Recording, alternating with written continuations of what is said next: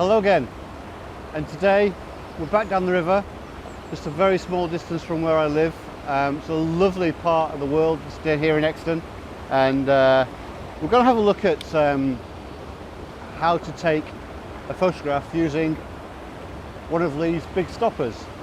So for anybody that hasn't used neutral density filters before, we're going to use the big stopper today by Lee Filters, and going to show you how to use it, how to set it up, what to think about when you're doing that photograph. And yeah, we're going to take a picture of the river and the weir. It's a beautiful morning. It's early at the moment. It's just gone 6 o'clock. The sun is just coming up. There's some amazing colours hitting some of the trees, particularly over there where the trees are just sort of coming to life on the left hand side from the sun, which is over there. I'm also surrounded by wild garlic, which I don't know, this time of the year just smells absolutely amazing, and it's everywhere. And you need to work out if you can cook with it. You probably can. Just dig it up and cook it. I'm going to sell a bit to Gordon Ramsay. And right, so let's get on. Let's take a look at this scene. So first of all, what I'm going to hope to try and do is, I've got my camera set up on the tripod just here, using a Gitzo tripod. I've got my Lee Filters in a lovely pouch just there. I've got my trusty Nikon D850, and on the front I've got a Tamron 15-30 2.5. On the front of that lens I've got a Nissi filter holder, not a Lee filter holder, a Nissi filter holder. And the reason for that is quite simple. I prefer the Nissi filter holder because you can take this off and put it on without taking the lens off the camera. Now the Lee filter holder clamps on from both sides onto the front of the lens, and to do that you need to actually take the lens off the camera. So for that purpose alone, for taking this off and taking it on in the field without having to take your lens off and potentially get all rubbish and dirt in your camera, I prefer the Nissi holder. I'm not sponsored by Nissi and I'm not sponsored by Lee. All this stuff is paid for out of my good old hard cash, so this is not an advert for anybody. What we're going to try and do today, the reason I've got the wide angle lens on is because we're going to try and get the water coming down over the weir. I'm going to try and smooth all that out and get it all nice and milky using a neutral density filter. But also, we've got the water coming in from this side down the salmon steps. I'm going to hope to get that so we get kind of a V-shaped water through the frame, and hopefully we'll get it all nice and smoothed out and milky and looking kind of surreal. So what are we going to do? Well, first of all, the very first thing we need to do is work out our normal exposure. So we'll do that just now. We've got it in manual mode, so we'll just work out what our exposure is. Here we go. So a quick flick around. We're going to be running at about f10. There we go, and it's 2.5 of a second. There we go. ISO is going to be plonked nicely on 64. Perfect. And that gives us an image a little bit like this. And as you can see in that image, we can quite clearly see the water, the particles of water, the droplets, and it's kind of frozen. It's not frozen completely. There is still a little bit of movement in that water, but it's kind of a normal picture you would expect to take using any camera. Now we've set that exposure up. Okay, so now what we want to do is, as soon as we've focused, and we'll focus on these rocks just here in the foreground, first thing I'm going to do is I'm going to flick my focus mode onto manual.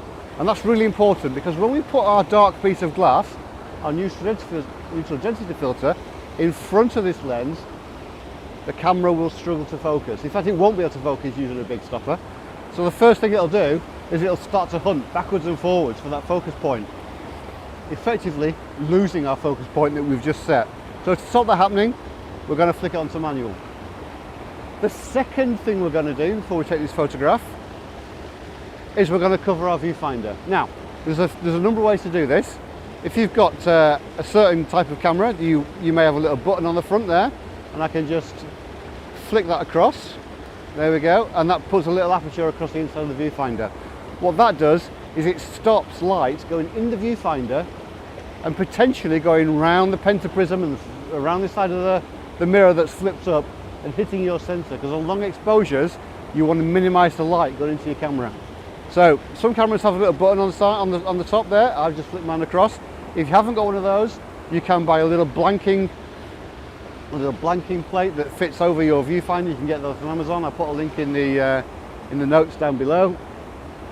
Or what a lot of people do, and this works equally well, is a nice blob of blue tack.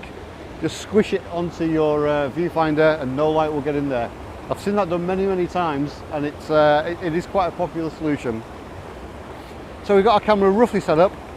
Next thing we need to do is get our Lee filter out. So here's our big stopper, and first of all we'll make sure it's nice and clean. That's preparation for you. I normally have a cleaning cloth in my pocket. 1 second, I'll just run over here into my bag. Cleaning cloth.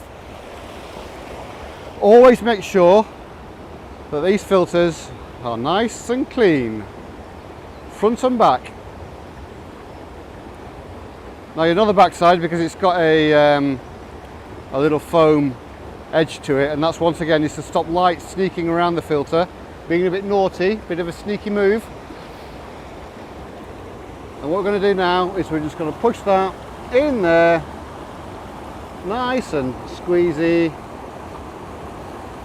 Come on, my little fella, in you go. And push that down. There we go, in place. That's going to be completely dark now. The next challenge we've got is the fact that our exposure is now completely changed. Of course, we're on manual, but the exposure we used a moment ago is now going to be completely useless to us. The next thing we need to do is work our exposure, because obviously we dialed our exposure in a few moments ago, and to do that we're going to need our phone. Now Lee filters, all filters, they come with a little card that allows you to translate the exposure. It's normally the first thing I lose. So there is an app you can get on your phone made by Lee Filters. There's lots of other companies that do the app as well, but I just use the Lee one because it is about as simple as you can get, and we can just quickly work out what the exposure is going to be. And for this exposure it's going to be 30 seconds, which is handy because 30 seconds is the maximum that most cameras allow you to set the shutter speed for without buying an additional piece of kit. We'll talk about that in another video. So let's just dial that in, 30 seconds. There we go, 30-second exposure, and we're ready to go. So all I need to do now is press the button. Now while that's doing that, that's going to take 30 seconds. Just let's have a look at this app, because this app is really quite clever. The three most popular filters by Lee are the little stopper, the big stopper, and their new super stopper. And they give you 6 stops, 10 stops, and 15 stops of light compensation. So how to use this app is really simple. You select the filter you're using, so we've just hit the button in the middle, which is the 10 stop big stopper. And using the wheel on the left hand side, we just move that around. So in our case we were there 1/30th of a second, and that gives me 30 seconds. And you can see that's on the right hand side, and at the bottom it says 1:30 is 30 seconds. We were previously on 1/25th of a second and 40, but I actually changed that slightly just to bring it down to within my range of the camera, because I haven't got my little adapter today. So that picture should have taken. Indeed it has. Let's have a quick look at that. And there we go.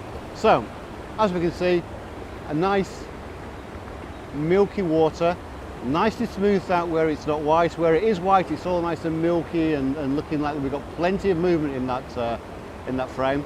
And there's a few bugs around here, so I'm just getting attacked by some bugs. Oh yeah, we've got the two sides of the water coming down just as we wanted to achieve. So that's how we use a Lee Big Stopper.